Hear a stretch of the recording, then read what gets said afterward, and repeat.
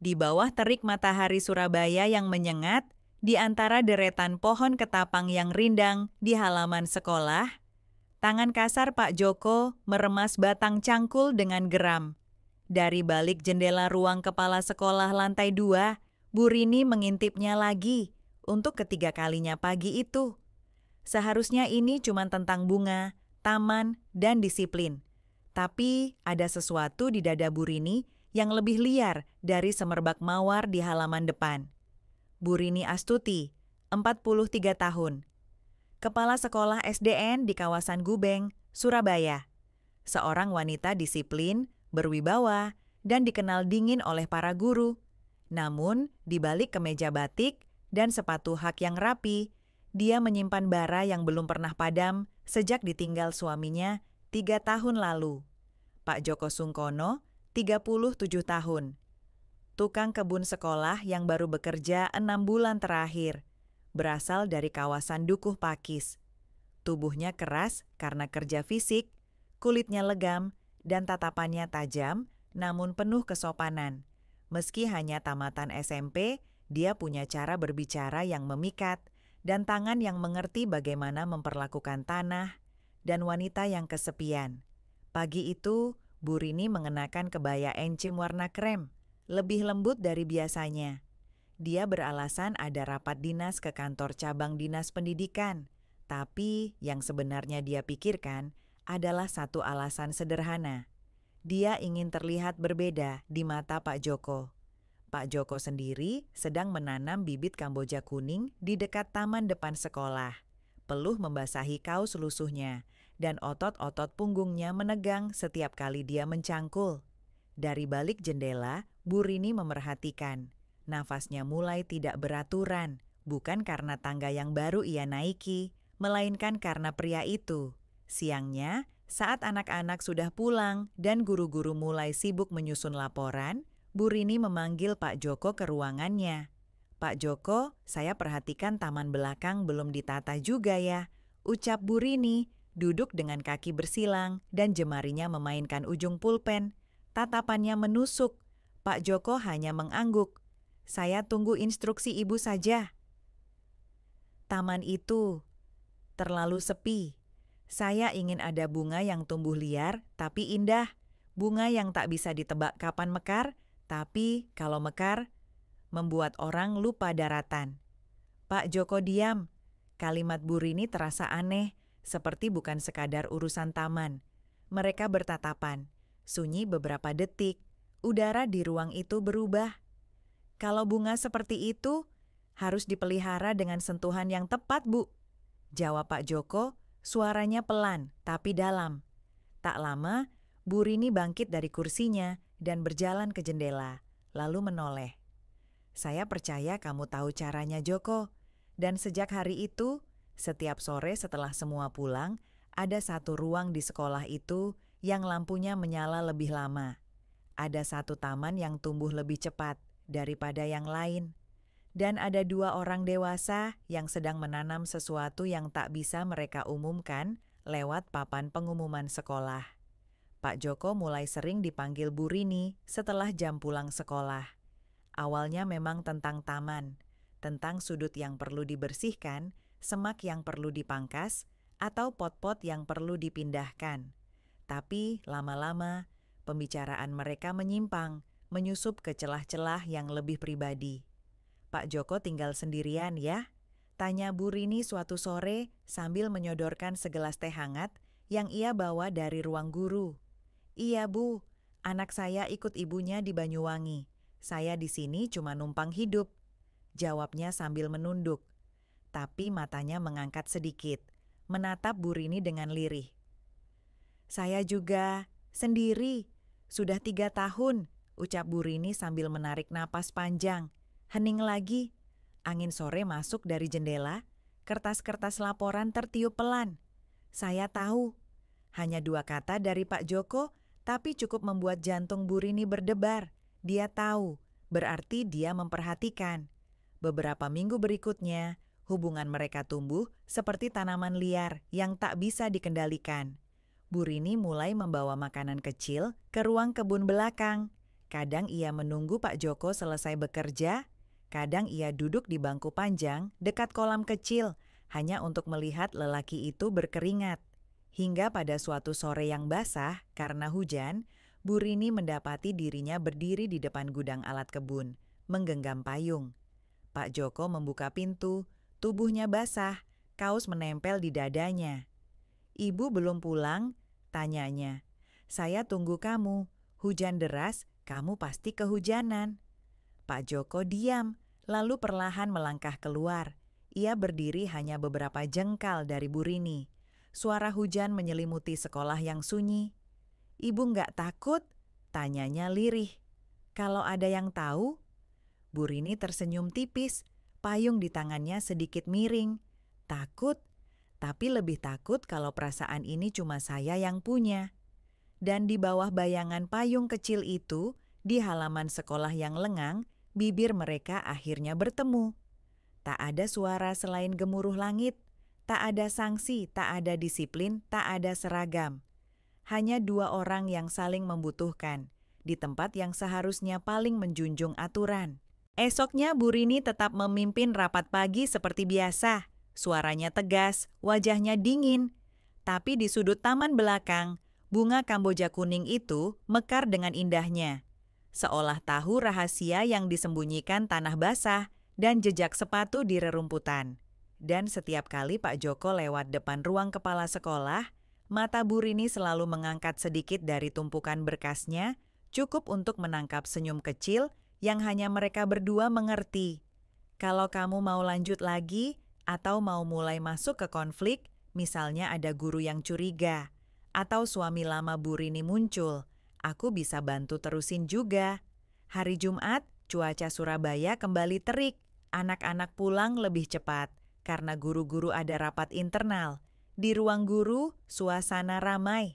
Tapi ada satu orang yang tidak ikut tertawa seperti biasa. Bu Rika, guru matematika kelas 6.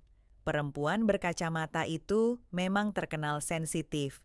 Dan sore itu, matanya mengikuti arah pandang Bu Rini yang sesekali melirik keluar jendela. Di taman belakang, Pak Joko sedang menyapu daun kering. Gerakannya santai, tapi matanya sesekali melihat ke arah bangunan utama sekolah. Bu Rika menggenggam cangkir kopinya. Pandangannya tajam, mengamati pola yang mulai terasa janggal. Ia teringat beberapa sore terakhir saat melihat Bu Rini menyelinap keluar ruangan tanpa alasan jelas. Dan Pak Joko yang tak lagi buru-buru pulang. Sore itu juga, Bu Rika sengaja mengendap ke arah taman belakang. Dari balik tumpukan pot, ia melihatnya. Bu Rini berdiri terlalu dekat dengan Pak Joko. Mereka tidak bersentuhan, tidak ada pelukan, tapi cara mereka saling menatap. Seperti dua orang yang sudah berbagi sesuatu, lebih dari sekadar kata. Beberapa hari kemudian, surat kaleng mulai muncul di laci guru dan ruang kepala sekolah. Tak ada nama, hanya tulisan tangan miring yang menyiratkan ancaman halus. Sekolah bukan tempat main hati. Wibawa bisa jatuh kalau tak bisa jaga diri. Bu Rini membacanya dengan tangan bergetar. Ia tahu ini bukan sekadar iseng. Seseorang melihat. Seseorang ingin menjatuhkannya. Dan di ruang kebun belakang, Pak Joko menggenggam surat serupa yang ditemukan terselip di celah sekopnya. Malam harinya, mereka bertemu di luar sekolah. Di warung kopi kecil dekat rel kereta di Wonokromo. "Aku bisa pergi," ucap Pak Joko pelan. "Kalau ini bikin ibu dalam masalah, jangan," potong Bu Rini cepat. Aku nggak pernah merasa hidup seperti ini. Selama ini aku cuma kerja, rapat, tidur. Kamu tahu rasanya disentuh, bukan karena jabatan, tapi karena seseorang benar-benar ingin dekat?" Pak Joko menunduk, lalu mengangguk. Tangannya menyentuh tangan Bu Rini yang gemetar di bawah meja. Tapi ancaman itu tak berhenti. Minggu berikutnya, Kepala Dinas Pendidikan tiba-tiba datang inspeksi mendadak.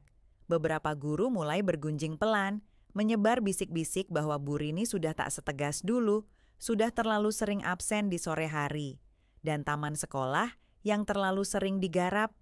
terlalu sempurna untuk sebuah pekerjaan biasa. Dan hari itu, saat lonceng pulang berbunyi dan anak-anak bersorak riang, Bu Rini memanggil Pak Joko ke ruangannya.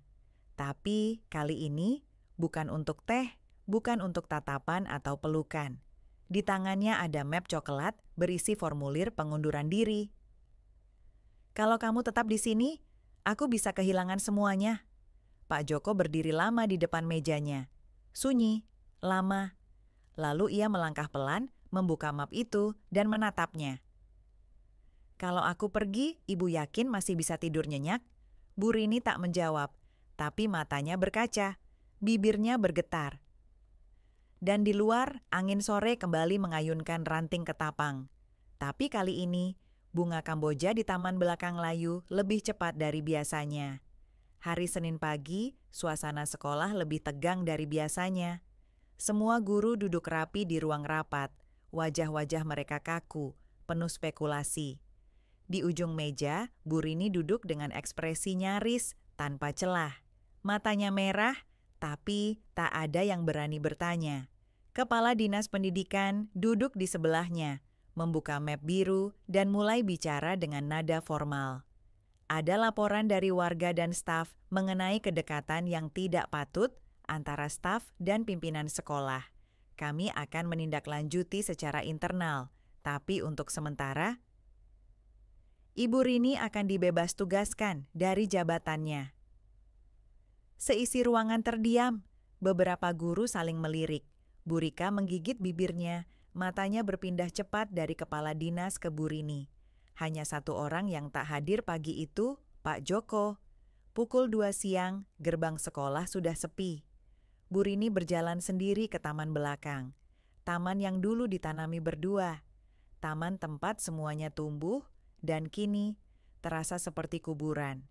Di bawah pohon Kamboja kuning yang sekarang menggugurkan kelopaknya satu persatu, ada sekop tua yang diletakkan tegak menancap di tanah.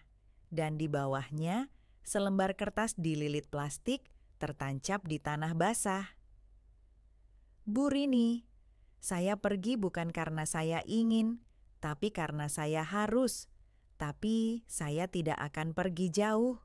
Bunga ini akan tetap saya rawat, dari jauh, seperti perasaan saya pada ibu."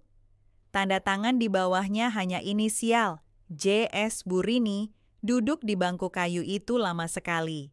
Rambutnya ditiup angin, matanya memandang langit Surabaya yang mendung. Dari balik jendela lantai 2 gedung utama, Bu Rika memperhatikannya. Tapi kali ini ada sesuatu yang lain di wajahnya. Bukan kepuasan, bukan amarah. Mungkin sedikit penyesalan. Atau mungkin rasa bersalah yang telat datang. Karena terkadang, asmara bukan tentang siapa yang salah atau benar, tapi tentang waktu yang tak berpihak. Dan sekolah ini, dengan semua aturannya, terlalu kecil untuk cinta sebesar itu. Kalau kamu mau lanjutan yang lebih panas atau justru lebih emosional, tinggal kasih sinyal aja. Cerita ini masih bisa berkembang ke banyak arah. 3 minggu berlalu sejak pengunduran diri Bu Rini diumumkan secara resmi. Jabatan kepala sekolah kini diisi pelaksana tugas dari dinas. Sekolah berjalan seperti biasa, anak-anak tetap bermain, guru-guru kembali sibuk dengan absen dan rapat mingguan. Tapi taman belakang berubah. Rumputnya mulai meninggi, kelopak bunga Kamboja tak lagi dipungut. Aroma yang dulu harum, kini basi karena lembab dan tak terurus. Namun sore itu, tepat saat bayangan bangunan mulai memanjang ke arah taman, sosok lelaki muncul dari arah gerbang belakang. Langkahnya pelan, membawa kantong plastik hitam berisi pupuk, sarung tangan kerja, dan sekop kecil. Pak Joko kembali. Ia tidak lagi mengenakan seragam kerja sekolah. Bajunya kaos hitam polos, celana jeans lusuh. Tapi gerakannya masih sama, tenang, sabar, dan penuh perhatian. Dia jongkok di depan pohon Kamboja kuning, mengelus batangnya perlahan seolah sedang meminta maaf karena lama meninggalkan. Dari sudut lorong lantai 2, Bu Rini berdiri diam. Dia kembali, bukan sebagai kepala sekolah, tapi sebagai tamu yang datang untuk mengambil beberapa dokumen pribadinya. Tapi saat melihat sosok itu, dunia seolah berhenti sebentar. Nafasnya tercekat. Dia turun perlahan, melangkah ke arah taman seperti seseorang yang terbawa mimpi. "Kamu," suaranya nyaris tak terdengar. Pak Joko menoleh. Senyum kecil muncul di wajahnya, seperti senyum seseorang yang pulang ke rumah. "Pohon ini butuh saya," katanya pelan. "Bukan cuma pohon itu." Bu Rini membalas, matanya berkaca-kaca. Mereka berdiri hanya beberapa langkah. Tak ada pelukan, tak ada ciuman. Tapi diam-diam, tangan mereka saling mendekat. Pak Joko menatapnya dalam. "Saya kerja di taman kompleks belakang kantor kecamatan sekarang. Gajinya nggak besar, tapi tiap hari saya lewat depan sekolah ini. Saya tunggu hari di mana ibu juga balik." Bu Rini tersenyum lirih. "Aku nggak yakin masih bisa kembali ke dalam, Jo. Tapi mungkin aku bisa di luar, di samping kamu." Angin sore bertiup, menggoyang ranting pohon Kamboja yang perlahan tumbuh kembali. Dan dua orang dewasa itu berdiri di antara bunga-bunga yang diam-diam menyaksikan cinta yang belum selesai. Langit Surabaya mulai berubah warna, oranye keemasan menyapu pelan gedung sekolah yang tampak sepi. Bu Rini dan Pak Joko masih berdiri di taman belakang, di antara bayangan sore yang memanjang. Tak banyak kata, tapi ada rasa yang mengendap lama di udara. Bu Rini akhirnya menarik napas panjang. "Kamu punya waktu malam ini?" tanyanya tanpa menatap langsung. Pak Joko tidak menjawab, hanya mengangguk perlahan. Senyum itu lagi, tipis tapi penuh janji. Malam itu, untuk pertama kalinya sejak semua berantakan, mereka bertemu bukan di sekolah, bukan di tempat ramai, tapi di rumah kecil Bu Rini yang sunyi di kawasan Manyar. Rumah yang terlalu besar untuk satu orang, terlalu sepi untuk seseorang yang terbiasa mendengar suara anak-anak setiap pagi. Saat Pak Joko tiba, Bu Rini sudah menyalakan lilin-lilin kecil di ruang makan. Bukan untuk suasana romantis, katanya listriknya sempat padam sore tadi. Tapi suasana itu malah membawa keintiman yang tak pernah mereka rencanakan. Mereka makan pelan, banyak diam. Tapi mata mereka bicara, terus bicara. Dan ketika piring terakhir sudah kosong dan sendok sudah diletakkan, Bu Rini bangkit perlahan. Tangannya meraih tangan Pak Joko, tak berkata apa-apa, hanya menuntunnya masuk ke dalam kamar yang sejak lama hanya diisi suara kipas angin dan bayangan kenangan. Lampu tidur dinyalakan, temaram. Pak Joko berdiri di ambang pintu, tubuhnya tegang, seperti menahan hujan yang siap jatuh. Bu Rini berdiri di depan ranjang, melepaskan satu persatu kancing blus putihnya. Gerakannya lambat, tenang, seperti seseorang yang tak lagi ragu. "Aku bukan anak SMA yang bisa main petak umpet soal perasaan," bisik Bu Rini. "Aku wanita dewasa yang ingin dipeluk tanpa rasa bersalah." Pak Joko mendekat. Jemarinya menyentuh kulit pundak Bu Rini yang halus dan hangat. Dia menunduk, mencium bagian leher yang mengeluarkan aroma bedak dan sabun mandi yang familiar. Mereka tidak terburu-buru. Tubuh bertemu tubuh seperti dua aliran sungai yang akhirnya menemukan muara. Tidak ada yang kasar, tidak ada yang pura-pura. Hanya desahan, tarikan napas, dan kulit yang menemukan tempatnya. Bu Rini menggeleng pelan saat Pak Joko berhenti sebentar. "Nggak usah hati-hati, Jo. Aku sudah lama nggak merasa jadi perempuan." Dan malam itu menjadi saksi bagaimana dua orang dewasa yang pernah patah akhirnya saling menyembuhkan. Bukan dengan kata-kata, tapi dengan sentuhan, dengan dengusan pelan yang saling menyebut nama di sela ranjang yang berderit, dan dengan embusan napas panjang saat semua selesai, dan mereka terbaring tanpa jarak. Pagi harinya, suara azan subuh menggema dari musala kecil di ujung gang. Udara masih dingin dan embun menempel di kaca jendela kamar. Di atas ranjang yang sedikit kusut, Bu Rini membuka mata perlahan. Selimut masih menutupi tubuhnya, dan di sebelahnya, Pak Joko masih terlelap. Satu lengannya melingkar pelan di pinggangnya. Tak ada penyesalan di matanya, hanya ketenangan. Untuk pertama kalinya, sejak bertahun-tahun, ia merasa tidak sendirian saat membuka mata. Tapi damai itu hanya bertahan sampai ponsel Bu Rini bergetar di meja samping tempat tidur. Satu pesan masuk. Dari nomor tak dikenal. "Apa kabar Bu Rini? Malamnya enak ya? Kami punya fotonya. Harganya juga nggak mahal kalau mau tetap diam." Jantung Bu Rini berhenti sejenak. Tangannya gemetar saat membuka lampiran pesan itu. Satu foto buram tapi cukup jelas, menampilkan siluet dua orang di balik tirai jendela kamarnya. Sudut pengambilan dari luar pagar rumahnya. Dia menoleh ke Pak Joko yang kini sudah terbangun, matanya langsung menangkap ekspresi di wajah Bu Rini. "Ada apa?" tanyanya cepat, suaranya masih serak. Bu Rini hanya menyerahkan ponsel itu. Wajah Pak Joko langsung mengeras. "Mereka ngintilin kamu," katanya, rahangnya mengencang. "Atau ngintilin aku?" "Siapa yang bisa ngelakuin ini?" Pak Joko bangkit, mengambil celananya dan langsung mengenakan kaos. Bisa siapa aja, tapi kayaknya mereka nggak main-main. Siang itu, mereka duduk berdua di sebuah warung soto di daerah Karangmenjangan. Tempat ramai, agar tak mencolok. Bu Rini masih terlihat tenang di luar, tapi dalam hatinya sudah berputar ribuan skenario. "Kita harus lawan, Jo. Tapi jangan sembrono. Aku punya beberapa teman wartawan. Kalau mereka terus tekan aku, kita yang nyebarin duluan. Kita buat mereka kehilangan senjata." Pak Joko menatapnya lekat-lekat. "Kamu yakin nama baik kamu, masa depan kamu?" Nama baik yang nggak bisa lindungi cinta, nggak ada artinya.